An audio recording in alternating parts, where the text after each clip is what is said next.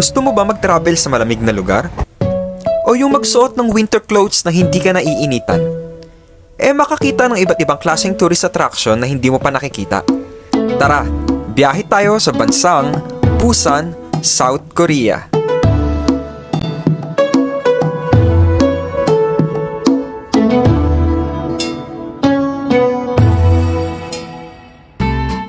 Pag sinabi natin just like Europe and Asia, Korea ang unang choice natin na binibisita. Dahil ito ay may malamig na klima, white people, at may kakaibang tourist destination. At bukod dyan, meron ding kakaibang food varieties. Pero ngayon, di muna tayo kakain. Hi, hello. Hi, my name is Angelo. Ngayon nandito ako sa South Korea para lumabas at pumunta sa city nila. So first time ko makapunta dito at saka talagang excited ako na makakita kung ano nga ba talaga yung itsura ng South Korea kasi lagi ko lang ito napapanood sa mga TV. So ngayon nandito na ako. So first time ko talaga, so excited talaga ako. At ang una, syempre lalabas ako at gusto ko magkaroon ako ng goal. So this time, ang gusto kong gawin, pumunta sa city nila at bumili ng DJI Osmo Pocket 3 yung Creator Combo. So yun na rin yung gift ko sa sarili ko nung Christmas kasi hindi ko na gift yung sarili ko nung Christmas. So dahil nga may trabaho tayo, naging busy tayo, so ngayon pa lang ako bibili ng gift para sa sarili ko. So this time pupunta ako sa Korea, may kasama ako at syempre maglilibot-libot na rin ako at pupunta na rin ako sa mga tourist destination dito at ang plano kong puntahan dito ay ang Sogdo Beach. So samahan nyo ako, puntahan yon at sana maging masaya at wala namang masyadong problema na mangyari. At yun, excited talaga ako na makapunta dito. So yan, samahan nyo ako. Tara, puntahan natin. Ay, oo nga pala, nagkakaubusan nga pala ng DJI Osmo Pocket 3 doon sa Pilipinas. Kasi last time nung vacation ko, bala ko talaga bumili nun. Kaso laging out of stock. Ang lagi lang available ay yung standard nila. Yung Creator Combo yung gusto ko kasi gusto ko kompleto na at saka para full package na rin siya. Wala na akong poproblemahin. Lagi siyang out of stock. Nagpunta na ako sa SM Aura, Mega Mall, Market, even sa Mall of Asia. Lahat na rin ng mall, wala talaga. Nagiging out of stock siya. So nag-antay ako 1 week, wala pa rin tumatawag sa akin o nagte-text. So hanggang sa nakaalis na ako at nagtrabaho na ako. Ngayon, this time na makakapunta ako sa Korea, doon ko nagagawin yung pagbili nun. So feeling ko mas mura naman sa Korea. Nag-search na rin ako sa internet compare sa Pilipinas. Sa Pilipinas pala nagkakahalaga siya ng mahigit 40,000. So dito sa Korea titingnan natin kung makakatipid ba tayo o mapapamahal tayo. Pero sana naman makatipid. So malamig na ngayon. So kailangan natin ng winter clothes, yung makakapal na jacket para natin maprotektahan yung sarili natin sa lamig. Para hindi tayo pasukin ng lamig yung katawan natin. So samahan nyo ako. Tara, puntahan natin ang South Korea.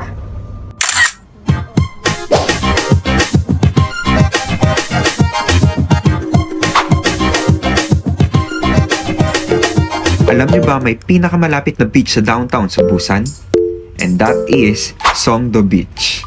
Ang pinakaunang beach ng Busan na sumikat noong 1960 at 1970. Nakaka-attract ito ng local at foreign visitors dahil sa madaming pwedeng gawin dito.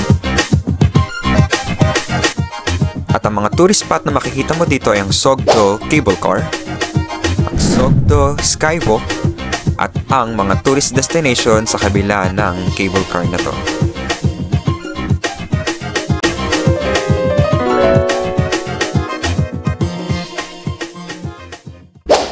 You wanna pay the Korean one, right? Yeah, Korean.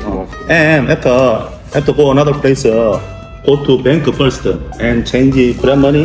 Okay? Okay? It's better. Para makapunta sa city, nag-order lang kami ng taxi para magpahatid sa pinakamalapit na metro trail.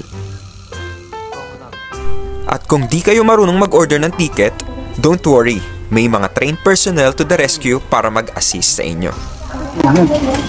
Yeah, man.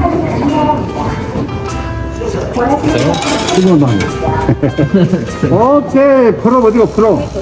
프로 카트리. Can you take it? Yeah. Ukraine, and I'm from Philippines. America, okay, welcome to Korea. Okay, thank you very much. Ang metro train na to was first opened in 1985 with 17 stations, making Busan as the second city next to the Seoul. Ngayon, ito na ang may pinaka-easiest way to travel Busan with its destination. O diba, ang bilis lang ng biyahe. So, hindi namin alam ang pupuntahan.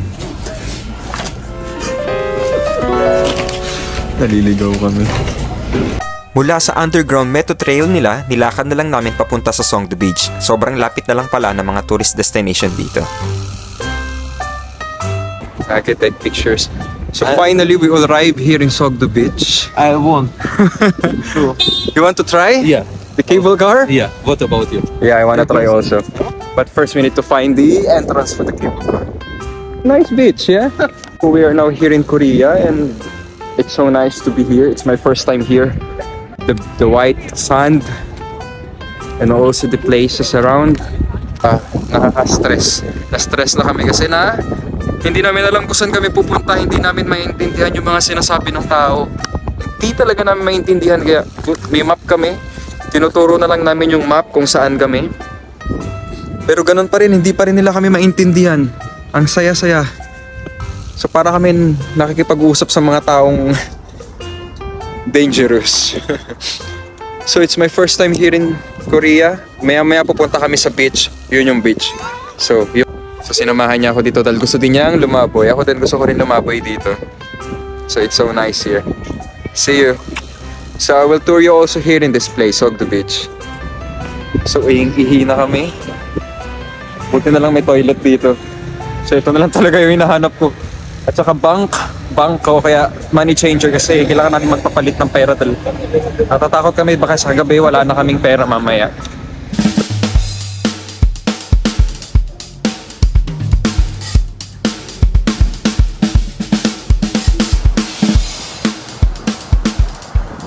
Sasakay kami ng cable car. Hindi namin alam kung magkano pero tatry namin. It's different It's a cabin type, yeah. just cabin type. Okay, air cruise. Merong two types ng pagbili ng ticket. One is yung tinatawag nilang Crystal Cruise cabin with glass or transparent floor o sabihin na nating business class. At yung isa naman ay ang air cruise or standard cabin with panoramic view o sabihin na nating economic class.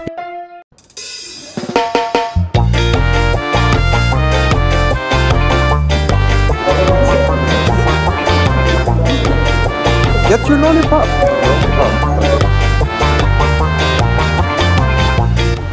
Songdo Cable Car or also known as Busan Air Cruise, located in historic Songdo Beach, ang kauna-unahang beach facility open in public noong 1913.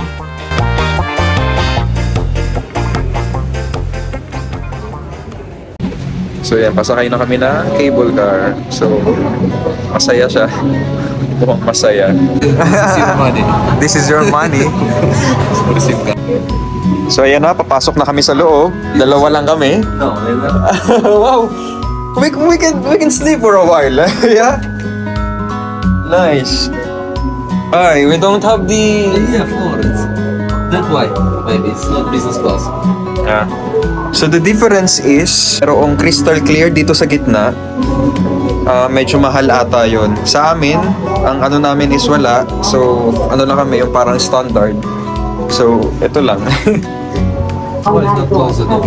The explosion. Okay. You can sit with me if you want.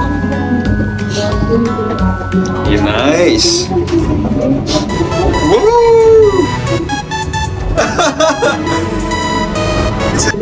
So nasa loob na kami ng cable car, napakaganda ng view. Nandiyo yung makikita. Ang daming makikita dito. Next stop is we need to find the tallest building here where the Starbucks is located. So round trip yung ticket namin. So darating kami doon sa dulo tapos babalik na naman kami. So para easiest way na rin yun sa amin. Tapos dun sa dulo, meron din mga tourist attraction doon. So titingnan namin mamaya kung ano makikita namin doon. Ang cable car na to ay tumatakbo ng 1.62 kilometers above the sea na may taas na 86 meters kaya talagang malulula ka sa taas. Talagang nakakatakot.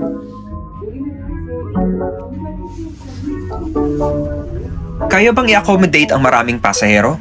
Oo naman, syempre dahil ito ay merong 39 cabin with 8 seaters, kaya okay na okay din ito para sa mga magbabarkada at large enough to ensure na komportable ang mga sasakay dito.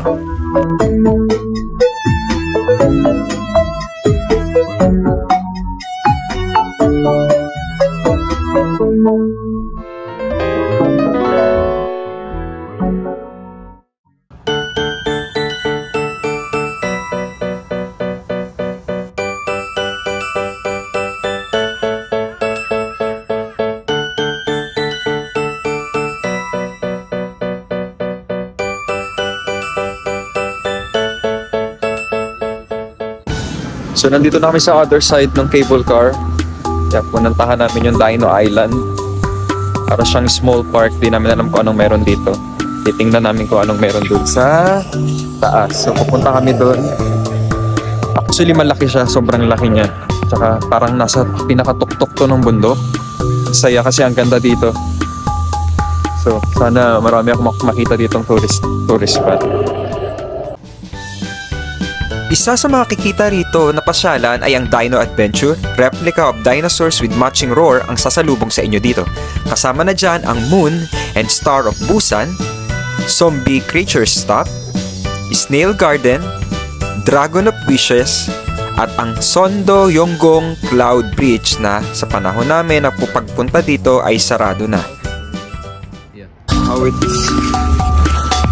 I don't know. Picture or video? Video. Video. Nice! Oh! You wanna try?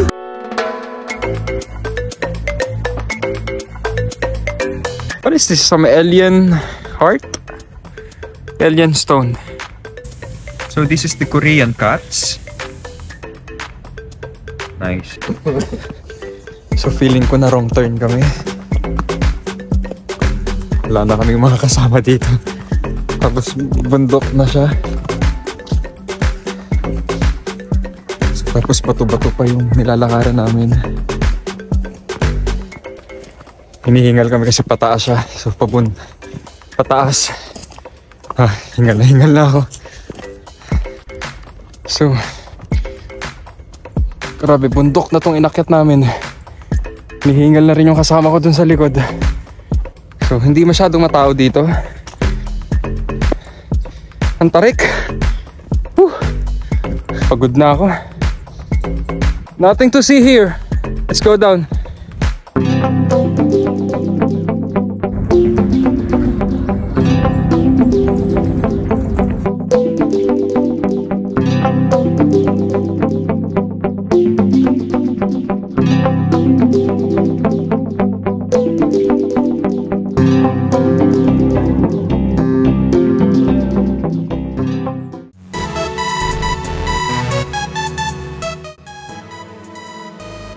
At ang last stop na destination pabalik ay ang Songdo Skywalk, which not only the longest but the first curve-shaped skywalk in Korea that looks like a dragon. Kitang-kita nyo naman, para siyang hugis dragon.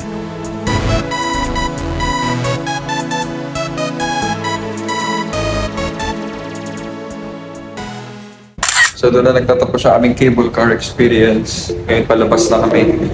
Punta na kami sa city. Sobrang lamig na dito, grabe. At nakalabas na kami. Hindi na namin alam kung saan kami pupunta, pero may mga ramen. See, they're offering some seafoods. It's a nice experience, but limited time. Hello. So we are now here in the city of the Korea, South Korea, Busan. So nagpunta kami dito sa city nila para bumili ng SIM card. Kaso wala kaming makita.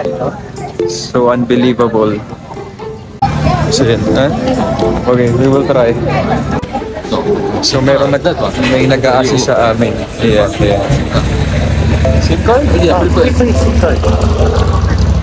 So may nag-assist sa amin para makabili kami ng SIM card.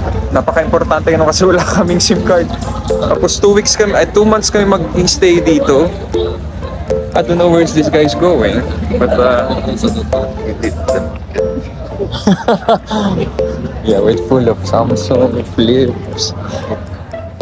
So another SIM. Oh yeah. Hi, hello.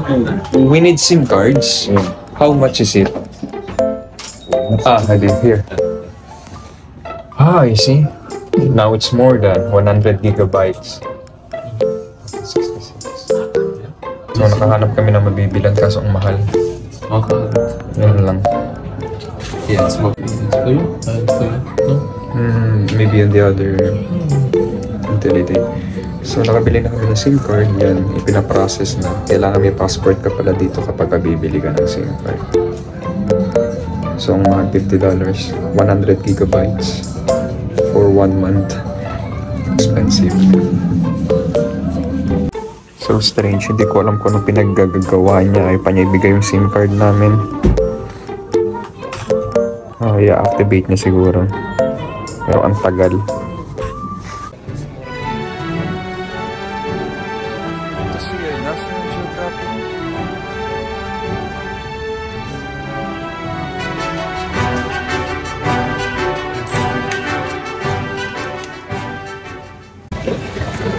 So hello.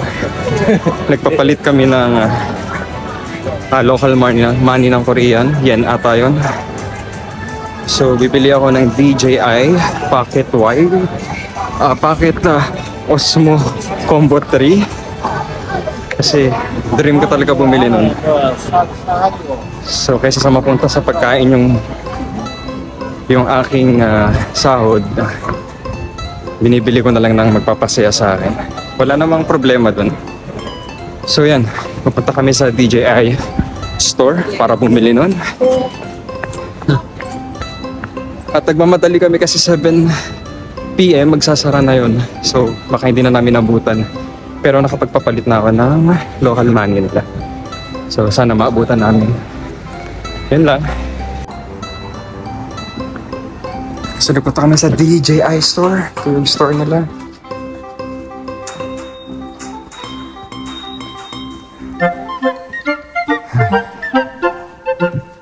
Yes!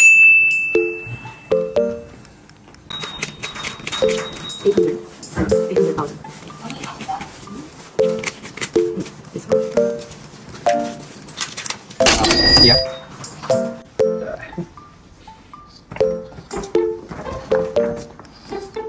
My dream. My dream. Yeah. I have already. Oh, you have already. Yeah. It's very nice. Yeah? Okay. Thank you so much. No receipt? Receipt. Oh. Thank you so much.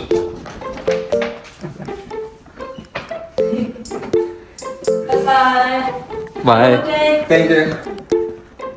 Yeah. So nabili ko na yung aking target dito sa South Korea kasi mas mura siya dito. Nabili ko lang siya ng $630 which is sobrang less niya compare sa Pilipinas. Wala man siyang warranty, okay lang. Ingatan ko na lang. Basta ako masaya ako, nabili ko na yung gusto ko, DJI Pocket Osmo 3, yung sikat ngayon na nagkakaubusan sa Pilipinas. So yun lang, so ito na yung aking tourist destination dito, tapos na kasi nagawa ko na yung target ko. So ngayon kakain kami ngayon dito sa Puro Tinapay.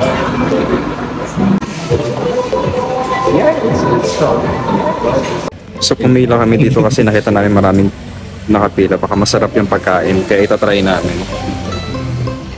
Nagtitipid na ako kasi wala na akong pambili.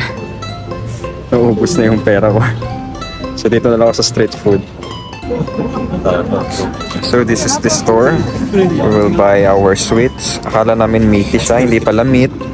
Mga strawberries or something. So later on, kami na dahil mahaba-haba yung pila. So nakakagulat. Akala namin meat or something na shawarma. Ano pala siya? Banana, strawberries, and Nutella for diabetes.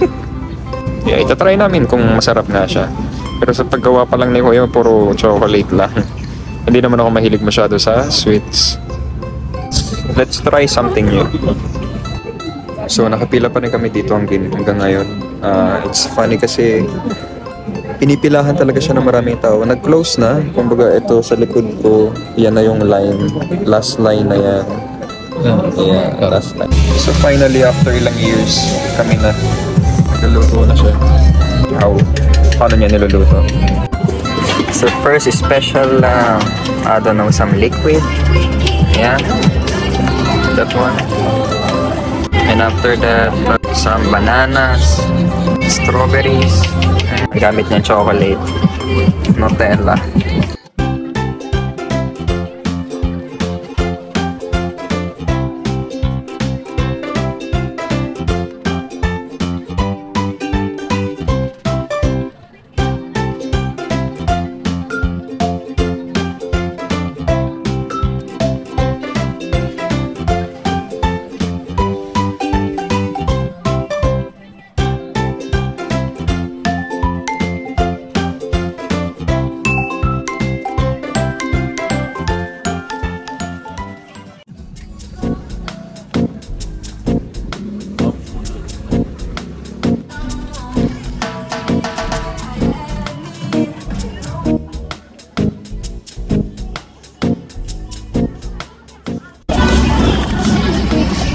So masasabi ko nakatatlong kagat na ako, masarap siya. Kaya pala pinipilahan ng maraming tao. Kasi masarap yung pagkakagawa. Sweet pero hindi siya sobrang sweet. Balance yung lasa niya. Yung mga strawberries, banana, balance na balance. So ngayon, kaya pala siya pinipilahan kasi sobrang sarap pala. So malarate ko sa 10 out of 10. So yan, pauwi na kami. Gabi na. At saka tapos na rin yung goal ko dito. So yun lang yung aking tour dito sa South Korea, Busan, South Korea. So bye-bye! And that's it for today. Busan is not just a city to be known, but a city to remember, lalo na sa mga tourists na nag-effort just to visit it. Alam ko, napakadami ko pang matututunan sa bansang ito. But dahil sa limited ang time ko to tour the whole Busan, don't worry, South Korea give me an impressive impression na babalik-balikan ko. Sa uulitin ulit, please follow ka naman and subscribe kung nagustuhan mo ang biyahe ko. Ikaw, kwento mo naman kung ano yung South Korea experience mo at ano yung mga pinuntahan mo. Comment mo dyan at lagay mo sa comment section. Bye!